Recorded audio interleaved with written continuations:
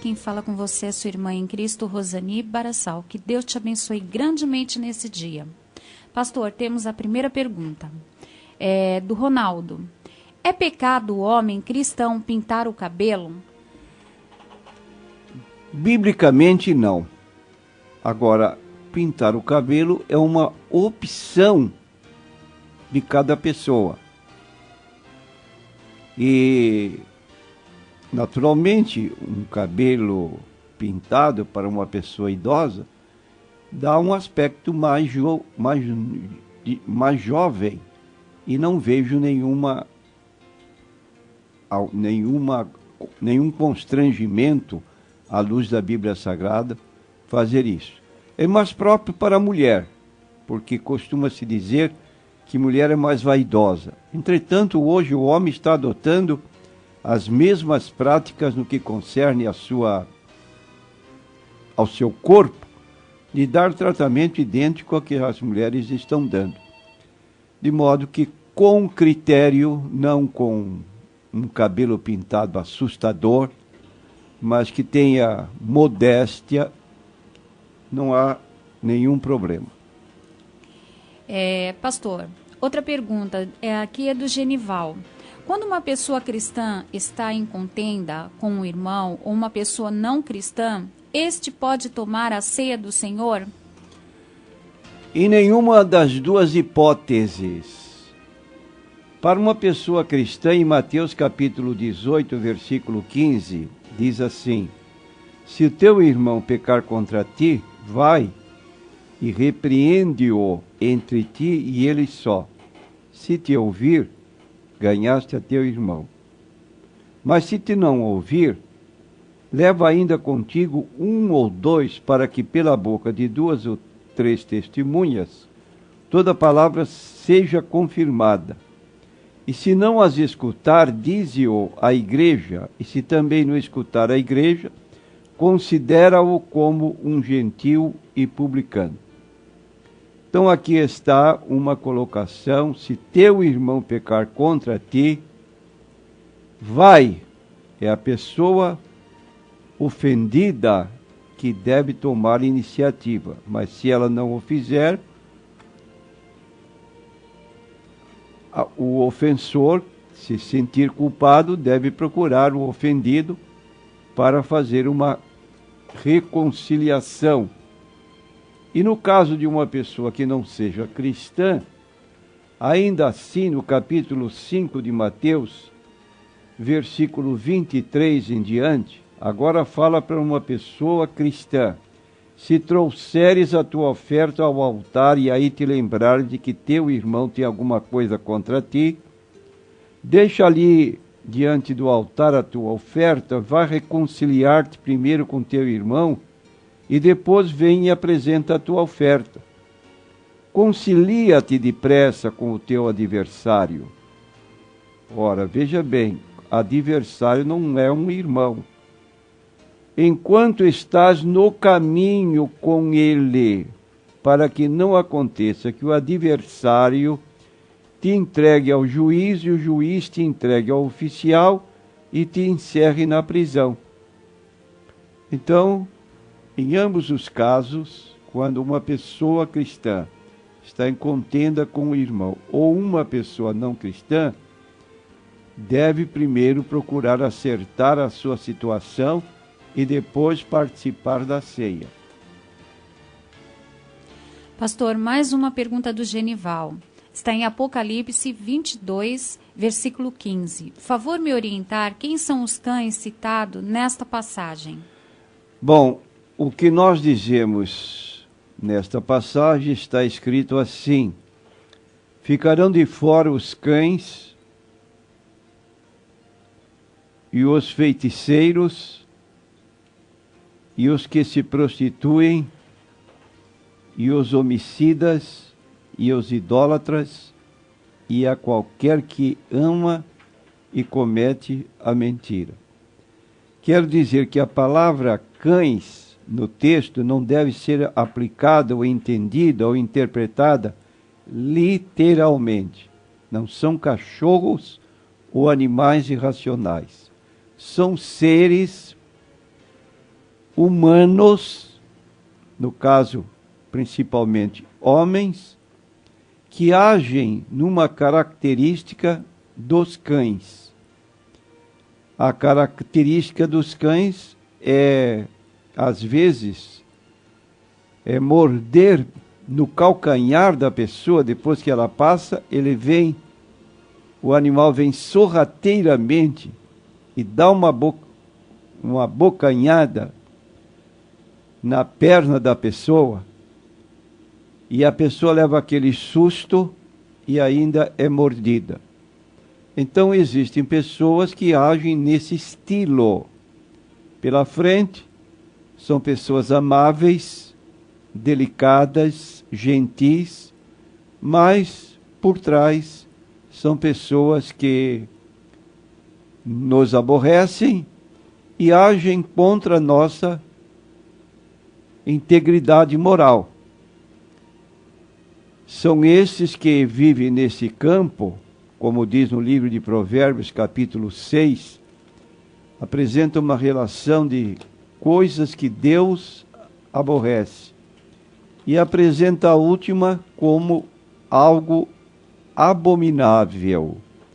Que coisa é, diante de Deus, considerada abominável? Aquele que espalha contendas entre os seus irmãos, que vive como um tipo de mexeriqueiro, com notícias para cá, para colar, e assim vive espalhando coisas más. Então diz o texto: e aquele que semeia contenda entre seus irmãos. Geralmente uma pessoa que tem essa característica que fala Apocalipse 22, versículo 15. Pastor, Judas tinha livre-arbítrio como todos os seres humanos ou era obrigado a cumprir a profecia de trair Jesus? Bom, João 6,64. A irmã já achou esse texto aí em João 6,64 para nós podermos apontar? No capítulo 6 de João, e versículo 64, nós vamos notar o seguinte. Vou ler a passagem que foi citada por Jesus, e ela diz assim: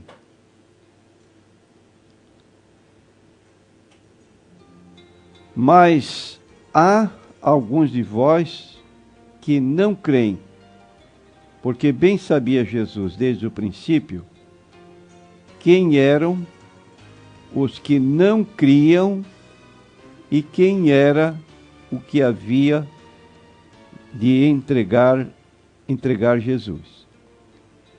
Então quero dizer em resposta que essa afirmação de Jesus indica que Judas tinha o mesmo livre-arbítrio que os outros 11 discípulos. Ele foi a princípio um crente em Jesus e um amigo familiar de sua confiança. Qual a atitude de Judas que revelou a Jesus uma pessoa de confiança? Ele é o tesoureiro.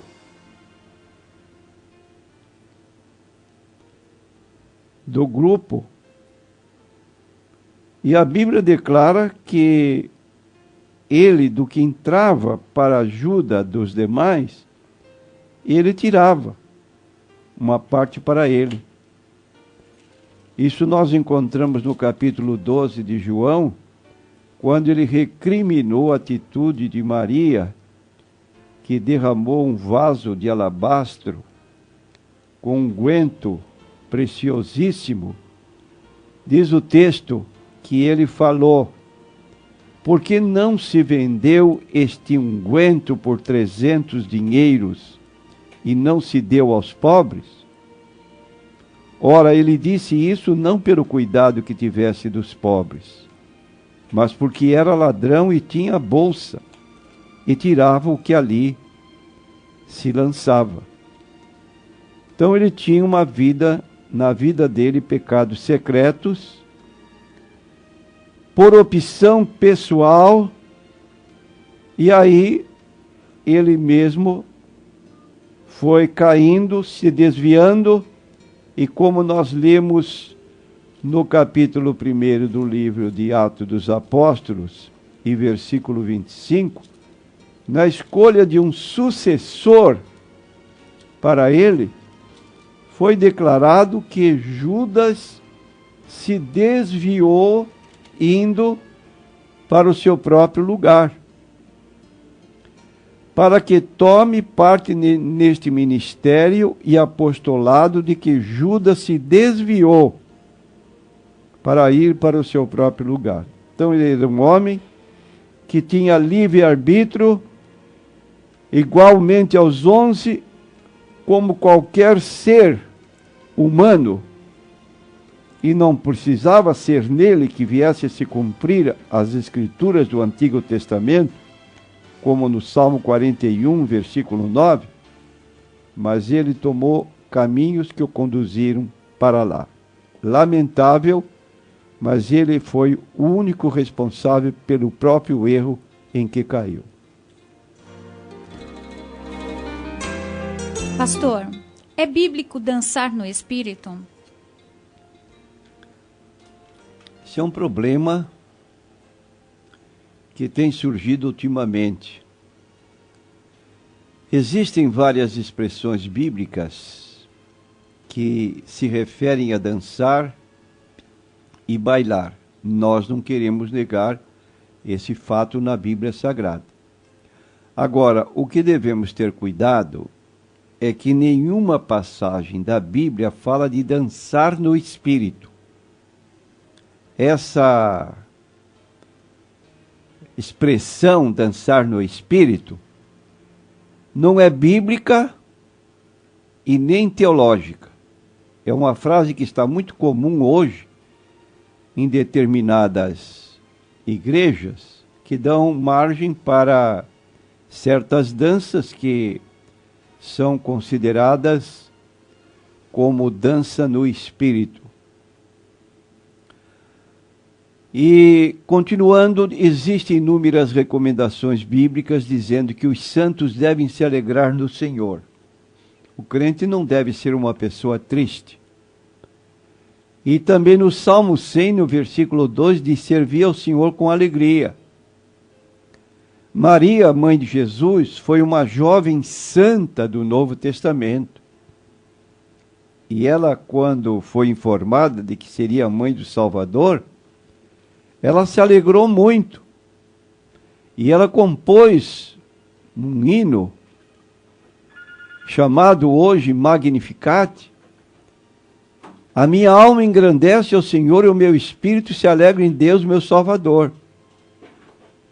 Mas não existe nenhuma recomendação no Novo Testamento, que é o livro de orientação para a igreja nessa chamada dispensação da graça, dizendo dançar no espírito.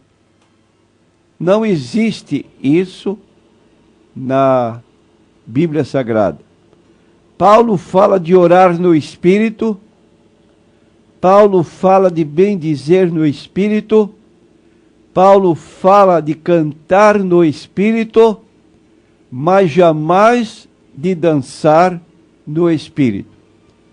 Então, se a sua igreja tem este costume e justifica dizendo que é bíblico dançar no espírito e esses rodeios de pessoas que começam a girar dentro da igreja e dizendo que estão dançando no espírito, para com isso, que isso não tem nada de apoio bíblico. Se uma pessoa descrente entra num salão de cultos e vê gente dançando, vai dizer o quê? Que estão adorando a Deus? Ou vão dizer outra coisa? Então fica aqui a nossa opinião. Não é bíblico essa expressão e nem essa prática que algumas igrejas estão adotando.